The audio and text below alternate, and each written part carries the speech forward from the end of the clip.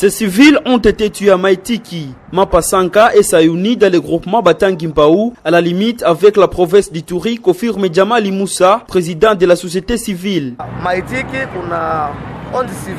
À Maïtiki, il y a un civil tué. À Mapasana, on nous livre le bilan de 7 et à Sayouni. Quand une vingtaine de personnes sont tuées comme ça nous inquiète dans le groupement Batangimpaou aujourd'hui. Ça veut dire que la sécurité n'est pas encore établie. Nous voulons qu'ils s'organisent un ratissage vers ces petites entités-là.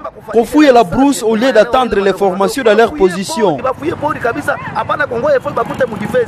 La population s'inquiète de la reprise des attaques à ADF. Le bilan de cette attaque reste controversé. Si la société civile parle de 20 civils tués, les autorités promettent de livrer un bilan complet dans les heures qui suivent. Toutefois, Rosette Kavoula, administrateur adjoint du territoire de Beni, affirme que le bilan avoisine le vingtaine et plusieurs disparus. Parmi les disparus, 5 enfants d'une même famille. Les tueries semblent reprendre dans les secteurs de Benimpaou et Rwenzori, à dépit des annonces de l'armée congolaise sur la reconquête des campements des ADF. L'autorité territoriale estime que l'ennemi est en errance et attaque la population en guise de représailles après des frappes leur infligées par les FARDC. On parle d'une vingtaine, soit 20 ou moins, qui ont été déportés du pays. Dont 5 enfants d'une même famille. Le bilan vous sera communiqué après le retour de nos éléments qui sont partis sur le lieu de drame.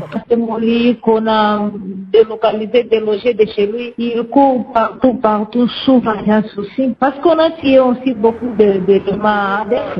Le Centre d'études pour la promotion de la paix, la démocratie et les droits de l'homme CEPADO parle de plus de 700 civils tués par les ADF depuis le lancement des opérations dites de grande envergure contre les groupes armés ADF par les FARDC le 30 octobre 2019.